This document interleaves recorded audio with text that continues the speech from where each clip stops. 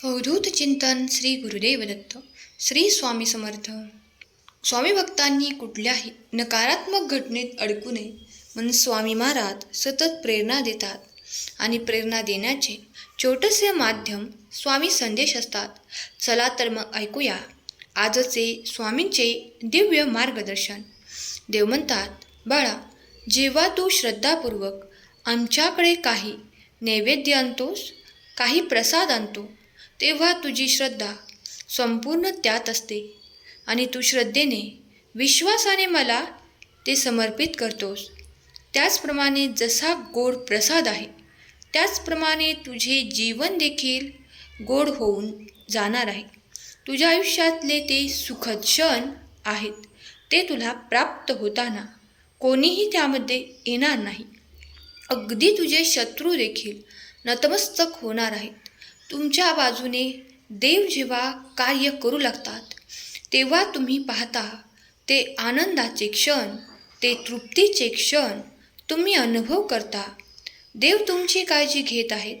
तुमच्याकडून या रात्रीतून तुमचे ते शत्रू बाजूला केले जातील आणि तुम्हाला सुखाची, आनंदाची बातमी मिळणार आहे. जेव्हा तुम्ही त्या गोष्टींनी खूप काही त्रस्त झाले आहात, तेव्हा देव तुमची काळजी घेत आहे. आता विसरू नका की देवाला तुमचे सर्व काही चांगलेच करायचे आहे. म्हणून देव या संदेशाच्या माध्यमातून तुमच्यापर्यंत आले आहेत. विश्वास ठेवा की तुमच्यासाठी तेही घडू लागेल जे अशक्य आजपर्यंत वाटत होते. देव म्हणतात, बाळा, ज्याप्रमाणे पेढा कुठल्याही बाजूने खाल्ला तरी तो गोडच लागेल, त्याचप्रमाणे हरिनाम आणि भक्ती ही करताना जेव्हा तुम्ही नामस्मरण पूर्ण श्रद्धेने घेता, ते कुठेही घेत असले तरी ते देवापर्यंत पोहोचतेच, कारण ते गोड आहे.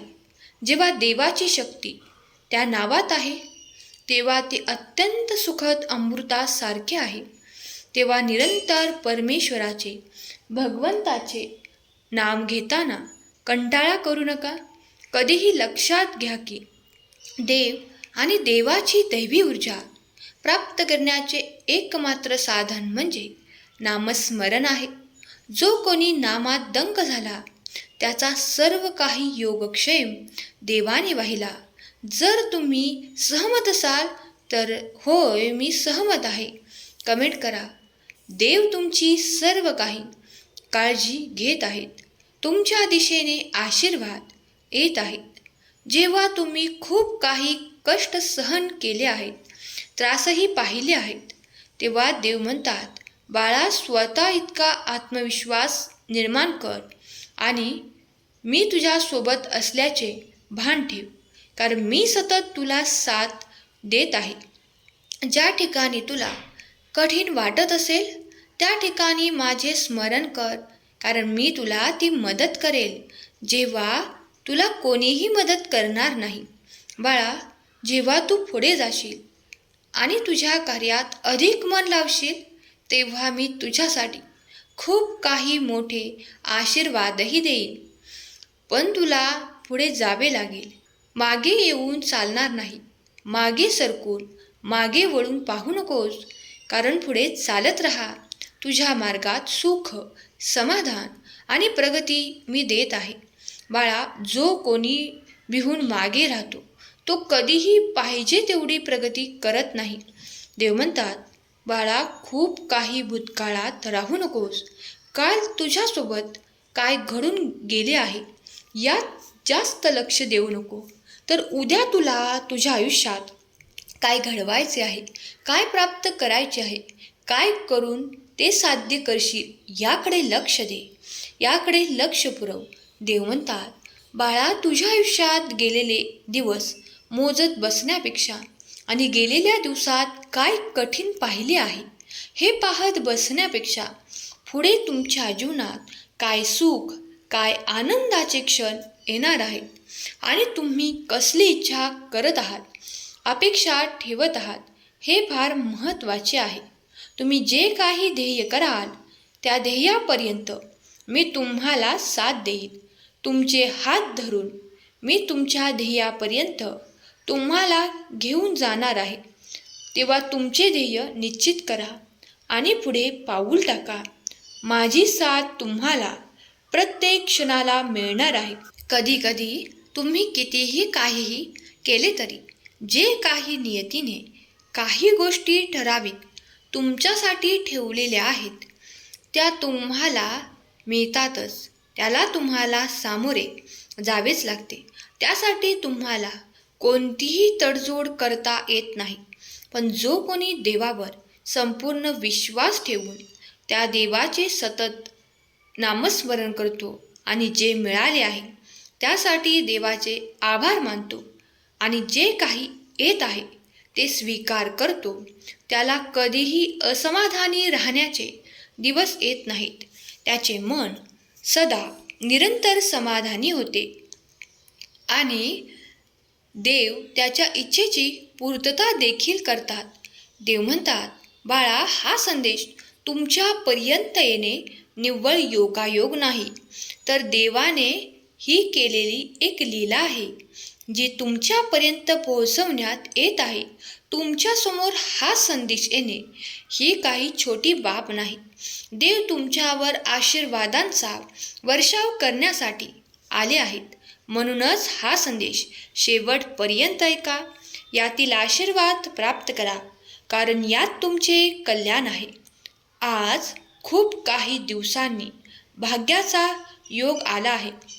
हा संदेश तुम्ही ऐकून भाग्यशाली होणार आहात. तुमच्यापर्यंत हा भाग्यशाली संदेश येणे म्हणजे तुमचे भाग्याचे दार उघडत आहे. बंद नशिबाचे दार तुमच्यासाठी उघडले जात आहे. खूप काही अशा घटना घडतील ज्या तुमच्या जीवनातील खूप काही कचरा काढून टाकतील आणि तुमच्यासाठी सुख, समाधान आणि आनंद देणाऱ्या घटना घडतील. देव म्हणतात, मी तुझ्या आयुष्यातून ते सर्व काही वाईट काढून टाकण्यासाठी आणि जे वाईट लोक काढून टाकण्यासाठी आलो आहे. माझा आशीर्वादांचा वर्षाव त्यांच्यावर होईल जे माझ्यावर अत्यंत श्रद्धायुक्त, भक्तियुक्त माझी सेवा करतात आणि माझ्यावर संपूर्ण विश्वास ठेवतात. कारण जेव्हा तेही विसरतात की मी त्यांच्यासाठी काही करत आहे, पण विसरले तरी मी त्यांना विसरत नाही. त्यांनी मागितलेल्या इच्छा देखील मी विसरत नाही आणि वेळोवेळी त्यांना ते सर्व काही प्राप्त करून देतो ज्यासाठी ते खूप काही तकतक करत आहेत. मला माहीत आहे की त्यांच्यासाठी कोणते आशीर्वाद योग्य वेळेवर पाठवावे. म्हणूनच मी त्यांच्यासाठी काही योजना करत आहे. जर तुम्ही या संदेशापर्यंत आले आहात तर स्वतःला भाग्यशाली माना, कारण मी तुमची निवड हे ऐकण्यासाठी केली आहे. जेव्हा तुम्ही ऐकाल तेव्हा तुमच्या मनातून ती पवित्रता निर्माण होईल. तुमच्या मनातून ती नकारात्मकता निघून जाईल आणि तुमच्यासाठी सुखाचे, आनंदाचे दार उघडेल. जेव्हा येथून येणारे आशीर्वाद हे तुमचे कल्याण करणारे असतील. कधीही नशिबाला दोष देत बसू नका. कधी कधी कर्म करत राहा, कारण कर्मातून तुम्ही तेही प्राप्त कराल जे कधी कधी तुमच्या भाग्यात देखील नाही. देव म्हणतो, बाळा, मी तुझी काळजी घेत आहे. तुझ्या दिशेने येणारे आशीर्वाद हे चमत्कारिक स्वरूपाचे आहेत. तुम्ही कधीही कुठल्याही ठिकाणी न प्राप्त केलेली ऊर्जा तुम्हाला प्राप्त होईल आणि त्यामुळे तुम्ही तेही कर्म करू शकाल ज्यात तुम्ही आत्तापर्यंत मागे राहत होतात. मला माहीत आहे काही गोष्टी कठीण आहेत, पण अशक्य नाही. म्हणूनच मी तुम्हाला आशीर्वाद देण्याकरता आलो आहे. देव म्हणतात, बाळा, प्रत्येक मनुष्याला आपल्या चांगल्या कर्मामुळे सुख, संपत्ती, वैभव, आनंद खूप काही प्राप्त होत असते आणि दीर्घ आयुष्यसुद्धा मिळत असते. तेव्हा चांगली कर्म करणे हे मनुष्याचे कर्तव्य आहे. पण जो निरंतर दुःख, यातना भोगत असतो तो नेहमीच निरंतर दरिद्री राहतो. तो निरंतर त्या कुकर्मामध्ये असतो. त्यामुळे कधीही जेव्हा तुम्हाला कर्म करायची वेळ येते तेव्हा चांगलेच कर्म निवडा, कारण त्यामुळे तुमचे जीवन सुधारेल.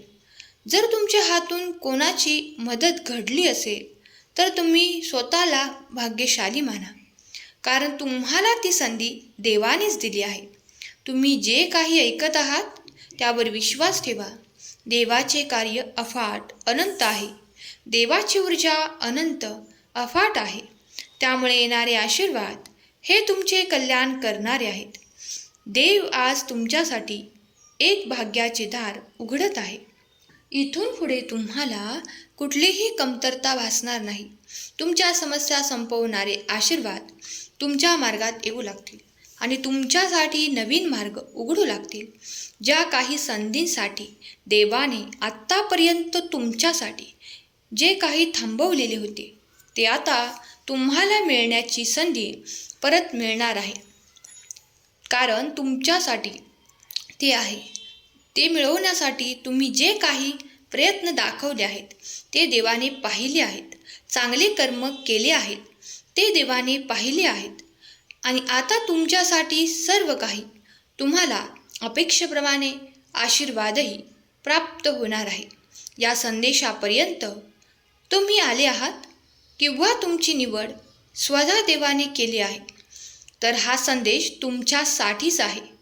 तुम्ही मनाने एकाग्र चित्ताने हा संदेश ऐकला. स्वामी माऊलींनी तुमच्या सर्व काही इच्छा पूर्ण करोत, तुम्हाला सुखात ऐश्वर्यात ठेवूत, आरोग्य आणि आनंद देवोत. हीच स्वामी माऊली चरणी प्रार्थना. केलेली सेवा स्वामींचरणी अर्पण करते. आजचा संदेश शेवटपर्यंत ऐकल्याबद्दल धन्यवाद. श्री स्वामी समर्थ.